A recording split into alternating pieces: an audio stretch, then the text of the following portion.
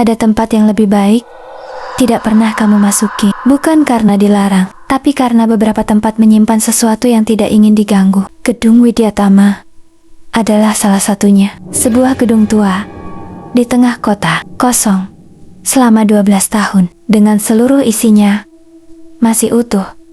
Di dalamnya tidak ada yang tahu persis mengapa semua orang pergi begitu saja pada malam yang sama di tahun 1994, dan tidak ada yang benar-benar mau mencari tahu, hingga satu orang datang dengan kunci di tangannya, tugas di kepalanya, dan tidak mengetahui bahwa gedung itu sudah lama menunggunya. Ini adalah kisah tentang apa yang terjadi di dalam gedung Widyatama. Kisah yang sebaiknya kamu tonton dengan lampu menyala.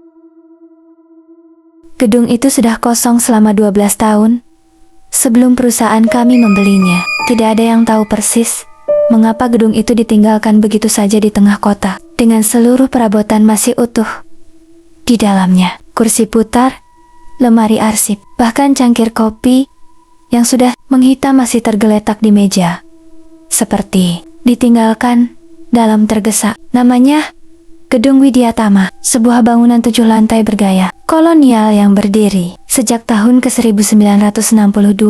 Dari luar, gedung itu terlihat anggun dengan jendela-jendela besar berbingkai kayu jati tua yang catnya sudah mengelupas dimakan waktu.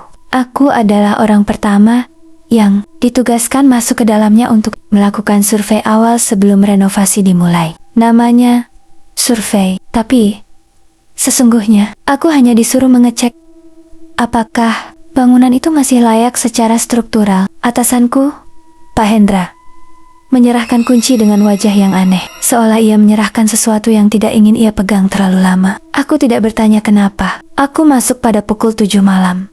Karena siang harinya ada rapat yang tidak bisa kutinggalkan. Lampu darurat yang kubawa cukup terang untuk menerangi lorong-lorong di lantai dasar, tapi cahayanya tetap terasa kalah oleh kegelapan yang menempel di setiap sudut ruangan. Lantai marmer hitam putih itu masih mengkilap meski berdebu, memantulkan cahaya senterku seperti mata yang menatap balik. Bau pertama yang menyambutku adalah bau kertas tua bercampur sesuatu yang lembab dan hangat, seperti bau ruangan yang baru saja ditinggalkan penghuninya, bukan bau ruangan yang sudah 12 tahun kosong. Aku mencatat itu dalam benakku, tapi memilih untuk tidak memikirkannya terlalu dalam. Ada pekerjaan yang harus diselesaikan. Aku mulai dari ruang lobi, mendokumentasikan kondisi dinding dan langit-langit dengan kamera. Semua terlihat biasa saja hingga aku sampai di ujung lorong sebelah kiri, di mana terdapat sebuah pintu yang tidak ada dalam denah gedung yang diberikan kepadaku. Pintu itu lebih kecil dari pintu pada umumnya, dengan gagang bulat dari kuningan yang tampak jauh lebih bersih dari semua benda lain di sekitarnya.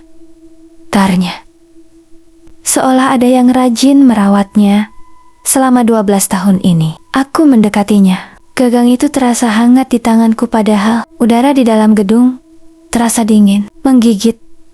Sejak aku masuk tadi, aku memutar gagangnya perlahan. Terkunci. Aku melanjutkan survei ke lantai 2, mencoba melupakan pintu itu. Tapi dari tangga, ketika aku menoleh ke bawah, aku melihat sesuatu yang membuatku berdiri mematung selama beberapa detik. Di depan pintu kecil itu, ada jejak kaki basah yang baru mengarah masuk tanpa ada jejak yang keluar.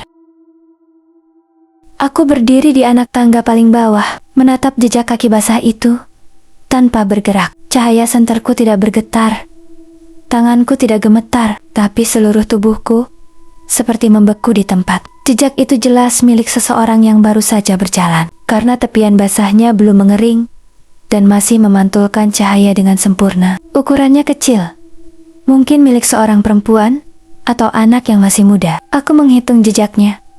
Ada 7 langkah, semuanya menuju pintu kecil itu, dan tidak satu pun yang berbalik arah. Pikiranku segera mencari penjelasan yang masuk akal. Mungkin ada petugas kebersihan yang masuk lebih dulu, atau mungkin ada orang lain yang juga mendapat akses ke gedung ini. Tapi Pak Hendra dengan jelas mengatakan bahwa akulah satu-satunya orang yang diberi kunci malam itu. Dan gedung ini sudah terkunci dari luar sejak 12 tahun yang lalu. Aku turun kembali ke lantai dasar dan mendekati pintu kecil itu untuk kedua kalinya. Jejak basah itu nyata.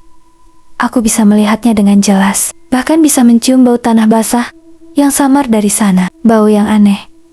Karena di luar gedung malam itu tidak hujan sama sekali. Aku mencoba gagangnya sekali lagi. Masih terkunci. Aku menerangi sela bawah pintu dengan senter, berharap melihat cahaya atau bayangan di baliknya. Tidak ada apa-apa.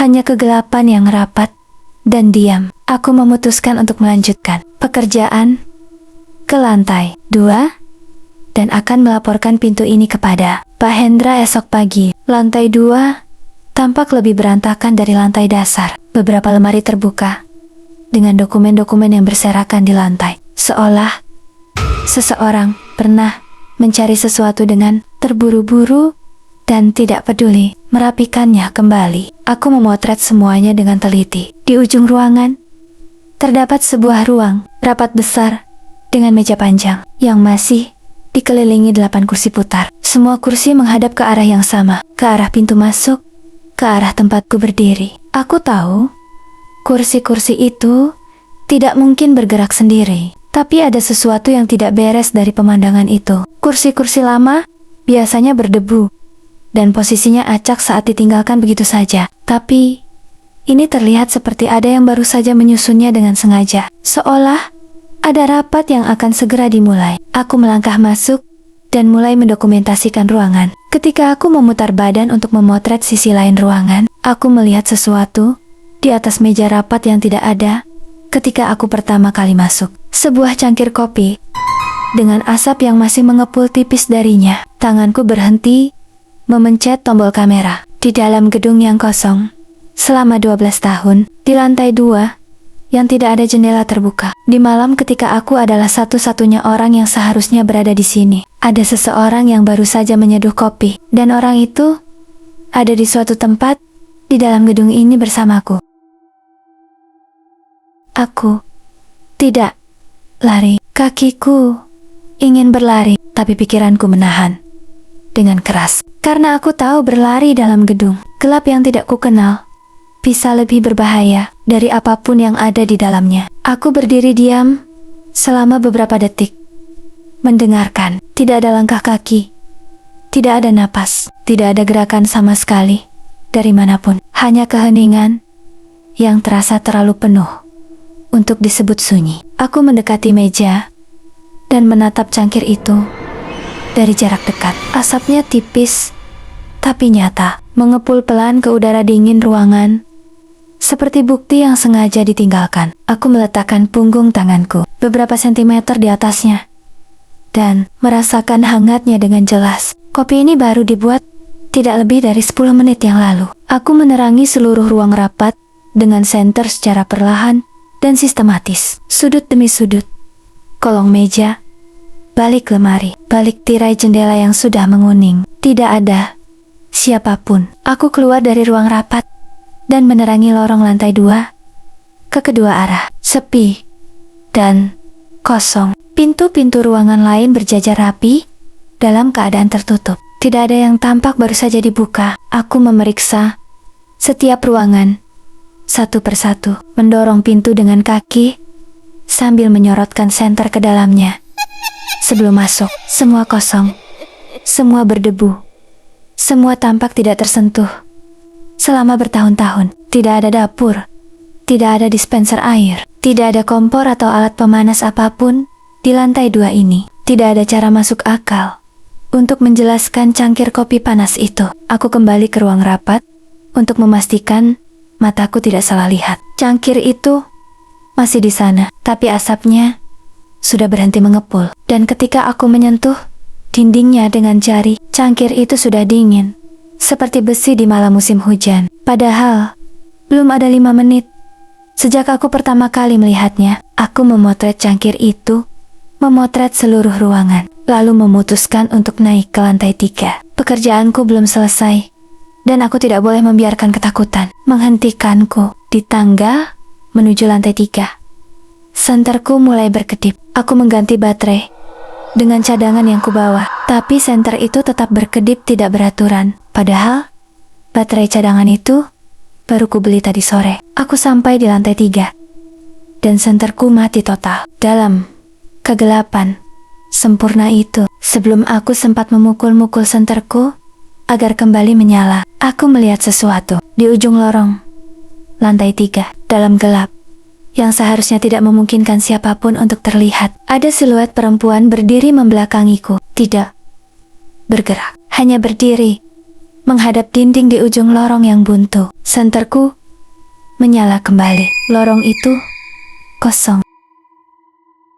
Aku menyorotkan senter ke seluruh ujung lorong lantai 3 dengan tangan yang mulai tidak bisa kukendalikan gemetarnya. Tidak ada siapapun di sana. Dinding di ujung lorong itu bersih. Tidak ada pintu, tidak ada cermin, tidak ada apapun yang bisa memantulkan bayangan berbentuk manusia. Aku berdiri di tempat selama hampir 1 menit penuh. Tidak melangkah maju, tidak mundur. Pikiranku bekerja keras mencari penjelasan. Mungkin mataku yang lelah menciptakan ilusi dari bayangan dan debu yang berterbangan. Mungkin pantulan senterku yang berkedip tadi membentuk sesuatu yang terlihat seperti siluet manusia. Mungkin, tapi siluet itu terlalu jelas, terlalu berbentuk, dan terlalu diam untuk sekadar kebetulan cahaya. Aku memaksakan kakiku untuk melangkah maju dan mulai mendokumentasikan lantai 3. Ruangan di lantai ini berbeda dari lantai bawah. Tidak ada meja besar atau lemari arsip, hanya deretan bilik kerja kecil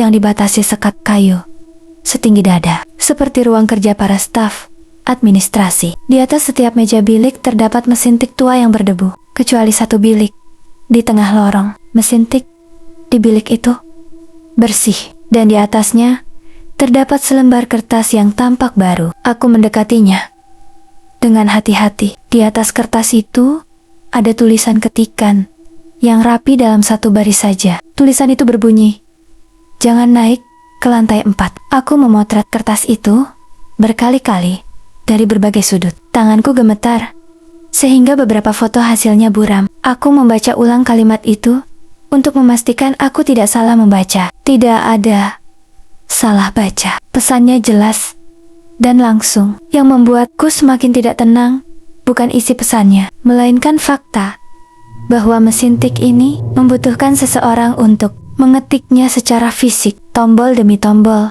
huruf demi huruf. Ini bukan pesan digital. Ini bukan proyeksi. Ini bukan tulisan tangan. Seseorang telah duduk di bilik ini, memasukkan kertas, dan mengetik pesan itu dengan sengaja dan tinta pada huruf. Huruf itu belum sepenuhnya kering. Ketika aku menyentuhnya dengan ujung jari, aku menarik napasku dalam-dalam dan membuat keputusan yang mungkin bodoh. Aku tetap akan naik ke lantai 4. Karena itulah pekerjaanku. Tangga menuju lantai 4 terasa lebih sempit dari tangga sebelumnya. Langit-langit di area tangga ini lebih rendah, dan dindingnya menutup lebih rapat ke kiri dan kanan, menciptakan perasaan seperti berjalan masuk ke dalam sesuatu yang hidup. Aku sampai di depan pintu lantai 4. Kuputar gagangnya. Pintu terbuka, dan udara dingin yang sangat tajam menghantam wajahku sekaligus. Aku menyorotkan senter ke dalam. Lantai 4 kosong. Total, tidak ada sekat, tidak ada meja, tidak ada kursi, tidak ada apapun. Hanya lantai beton retak yang luas dan langit. Langit yang jauh lebih tinggi dari lantai lainnya. Dan di tengah ruangan yang kosong itu, tepat di pusat lantai, ada sebuah kursi kayu tunggal yang menghadap ke arah jendela. Di kursi itu, ada seseorang yang sedang duduk.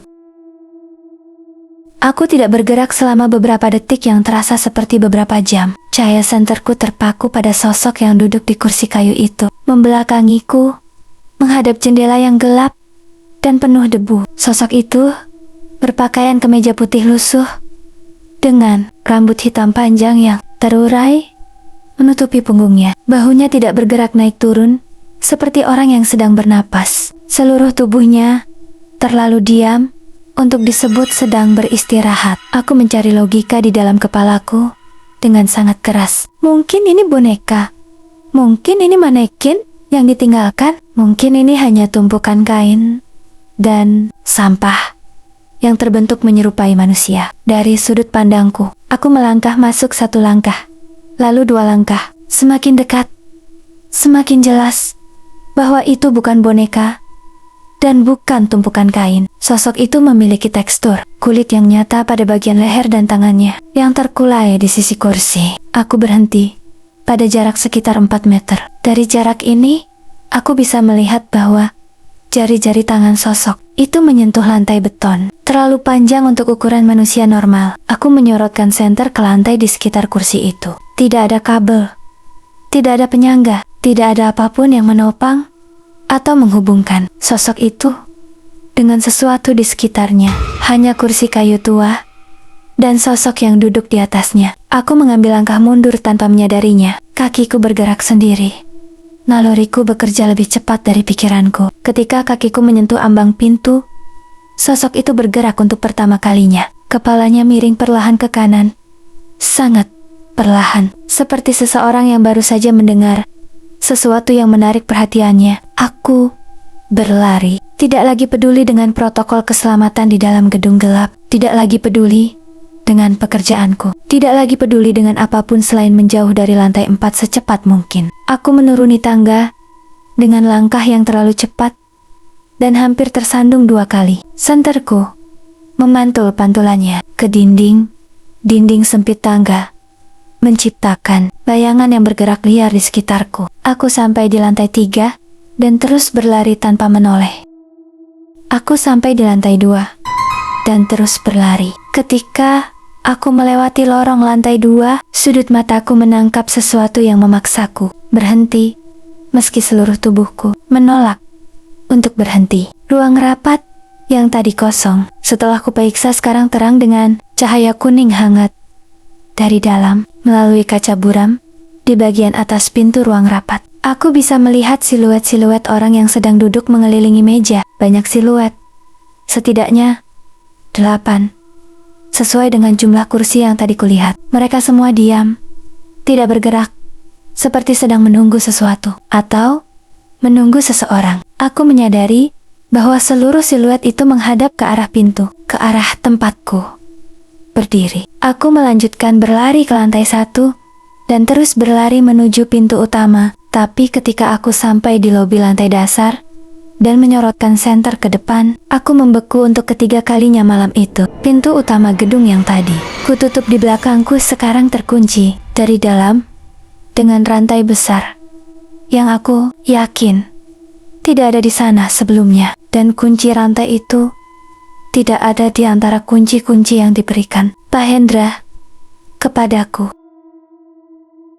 Aku menarik rantai itu dengan sekuat tenaga, berharap ada yang longgar atau ada sambungan yang bisa kulepas dengan tangan kosong. Rantai itu tidak bergerak sedikit pun. Logamnya terasa dingin dan berat, jauh lebih berat dari rantai biasa, seolah dibuat dari sesuatu yang lebih padat dari besi pada umumnya. Aku memeriksa seluruh pintu utama, mencari celah, engsel yang longgar, atau bagian apapun yang bisa kujadikan jalan keluar. Tidak ada. Pintu utama gedung ini dibuat dari kayu jati tebal, berlapis besi, dirancang untuk bertahan, bukan untuk didobrak dari dalam. Aku berpaling ke jendela lobi yang besar, kacanya tebal, dan berterali besi yang menempel kuat pada dinding bata. Tidak ada yang longgar.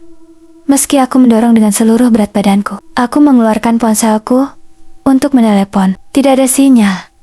Bukan sinyal lemah, tapi benar-benar kosong, seperti berada di dalam bunker bawah tanah yang tertutup rapat dari segala frekuensi. Aku mencoba menghubungkan internet untuk setidaknya mengirim pesan darurat. Tidak ada koneksi sama sekali. Aku menarik napas panjang dan memaksakan pikiranku untuk bekerja dengan tenang. Gedung 7 lantai pasti memiliki pintu darurat atau tangga darurat yang terhubung keluar. Aku harus menemukannya. Aku menerangi peta darurat yang tertempel kusam di dinding lobi. Sebagian besar tulisannya sudah pudar, tapi aku bisa melihat garis yang menunjukkan pintu darurat di sisi belakang gedung, di ujung lorong timur lantai dasar. Aku bergerak ke sana dengan langkah cepat, menekan kecemasan ke bagian paling dalam pikiranku. Lorong timur lebih sempit dan lebih gelap dari lorong utama. Dindingnya lembab dan beberapa bagian lantainya retak. membentuk retakan yang cukup dalam untuk membuat orang tersandung di kegelapan. Aku berjalan dengan hati-hati, menyorotkan senter ke lantai, dan bergantian ke depan. Di tengah lorong, aku melewati sebuah cermin besar yang tergantung di dinding. Aku melihat bayanganku sendiri sekilas, dan terus berjalan. 2 langkah setelah melewati cermin itu, sesuatu di dalam kepalaku memaksaku untuk berhenti. Ada yang salah dengan bayanganku di cermin tadi. Aku berbalik dan menerangi cermin itu kembali. Bayanganku berdiri di sana, menatap balik dengan ekspresi yang sama, dengan senter yang sama, dengan posisi yang sama. Tapi bayanganku tidak berbalik bersamaku. Ia tetap menghadap ke arah semula, ke arah yang berlawanan denganku sekarang, seolah tidak menyadari bahwa tubuh aslinya sudah berbalik menghadap cermin. Aku menatap bayangan itu selama beberapa detik, lalu bayangan itu perlahan mengangkat tangannya, menunjuk ke arahku.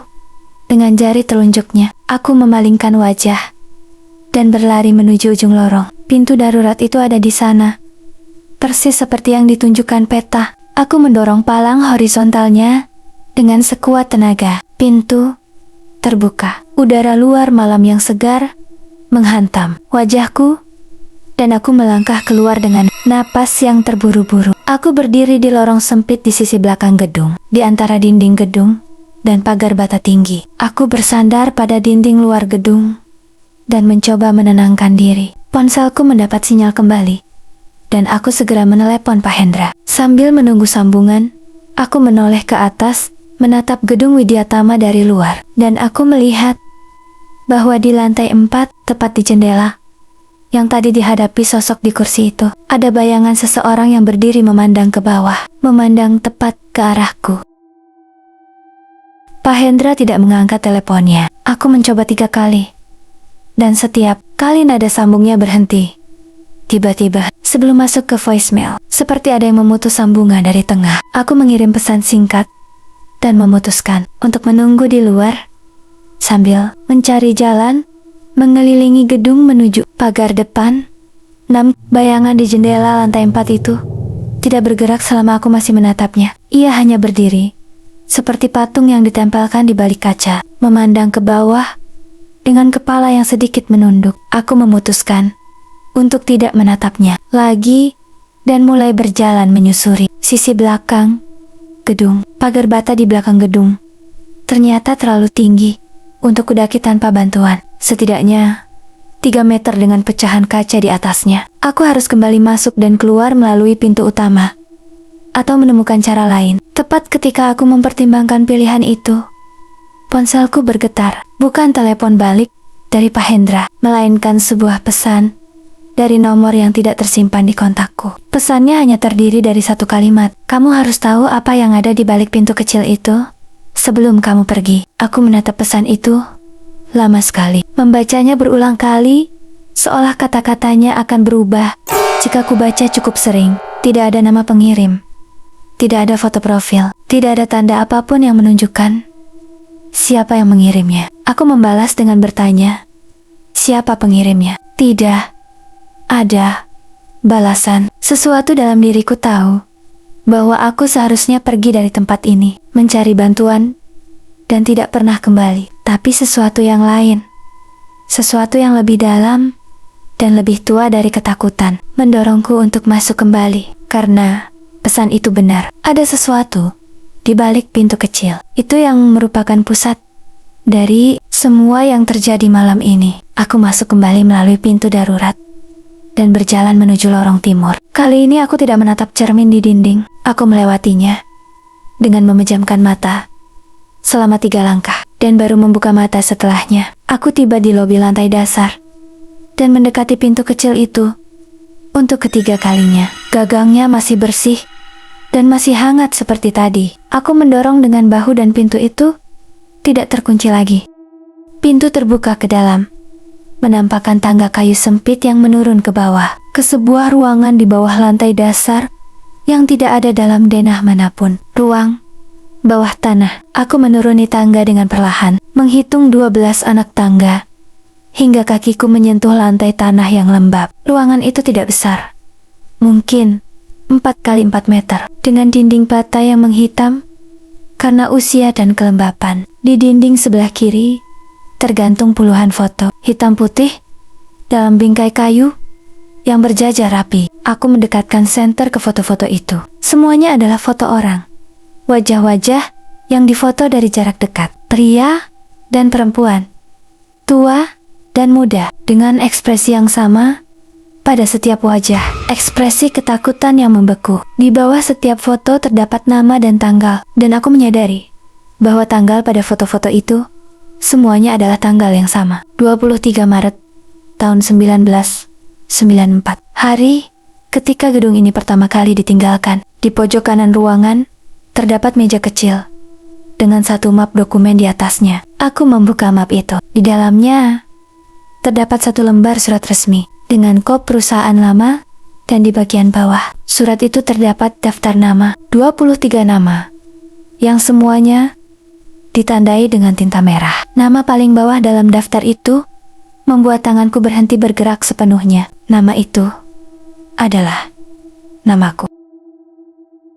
Aku membaca namaku berulang kali dengan senter yang mulai bergetar di tanganku. Nama itu ditulis dengan tinta merah yang sama seperti nama-nama lain di atasnya, dengan tulisan tangan yang rapi dan tegas, seolah ditulis oleh seseorang yang tahu persis apa yang sedang ditulisnya. Di sebelah namaku terdapat tanggal, bukan tanggal 23 Maret 1994.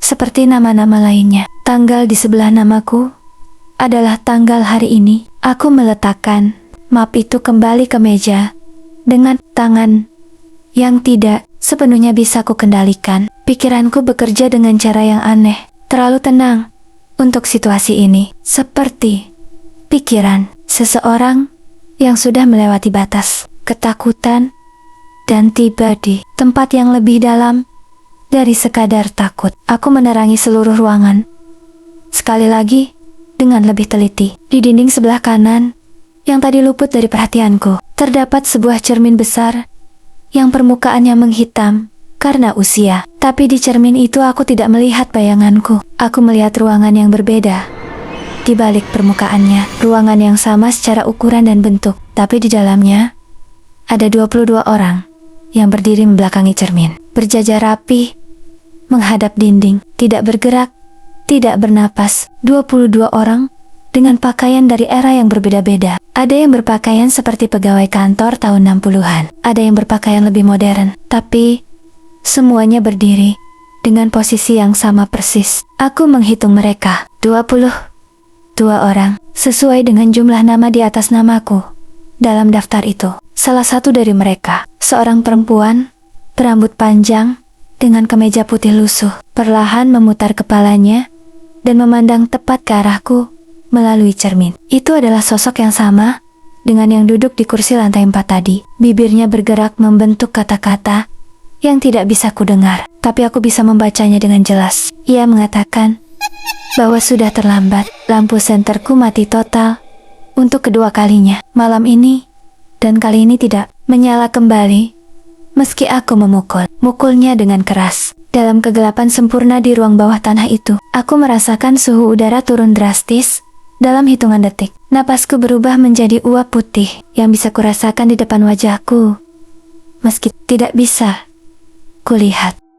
Aku berbalik menuju tangga dan melangkah naik dengan tangan, meraba dinding di sebelahku. 1, 2, 3 anak tangga. Aku terus naik. 8, 9, 10. Tanganku menyentuh pintu di atas dan mendorongnya. Pintu tidak terbuka. Aku mendorong lebih keras, menghantamnya dengan bahu, menendangnya dengan kaki. Pintu itu diam seperti dinding bata. Aku berhenti mencoba dan berdiri di anak tangga paling atas dalam kegelapan yang sempurna. Di bawahku, dari ruang bawah tanah yang harusnya kosong, aku merasakan sesuatu mulai naik, menyusuri tangga. Bukan langkah kaki, bukan suara apapun, hanya tekanan udara yang berubah dan suhu yang semakin turun dengan setiap detiknya, menandakan bahwa sesuatu sedang naik, mendekatiku dari bawah. Ponselku menyala sendiri di saku. Layarnya menampilkan satu kalimat yang bukan dari aplikasi manapun. Teks yang muncul begitu saja di atas semua aplikasi, seperti notifikasi dari sistem yang tidak pernah kupasang. Kalimat itu berbunyi, "Selamat datang di gedung Widyatama. Kamu adalah yang ke-23. Cahaya layar ponselku padam, dan sesuatu dari bawah tangga itu menyentuh pergelangan kakiku dengan jari-jari yang terasa terlalu panjang dan terlalu dingin untuk milik siapapun yang masih hidup.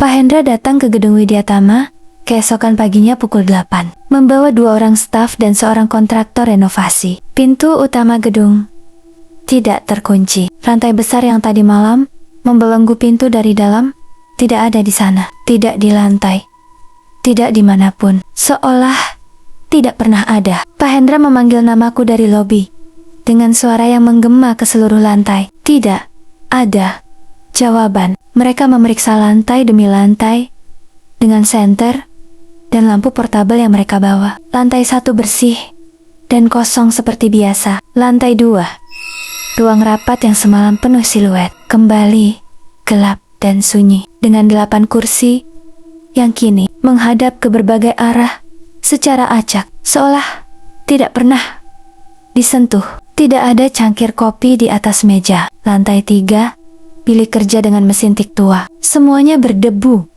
dan tidak tersentuh. Dan di atas mesin tik, di bilik tengah, tidak ada kertas apapun. Lantai 4, ruangan kosong dengan lantai beton retak. Tidak ada kursi kayu, tidak ada sosok apapun, hanya debu yang menari dalam cahaya pagi yang masuk melalui jendela kotor. Pak Hendra menemukan tasku di lantai 2, tergeletak rapi di depan pintu ruang rapat. Kamera, catatan survei, dan semua perlengkapanku ada di dalamnya, dalam keadaan lengkap dan tersusun rapi. Jauh lebih rapi dari cara aku biasa menyimpannya. Ponselku ada di dalam tas itu juga, dalam keadaan mati total, tidak bisa dinyalakan meski sudah diganti baterainya. Pak Hendra memeriksa pintu kecil di ujung lorong lobi, terkunci rapat dengan gembok tambahan di luar yang ia sendiri tidak tahu sejak kapan ada di sana. Ia tidak membukanya. Ada sesuatu dalam dirinya yang memilih untuk tidak membukanya. Laporan kehilangan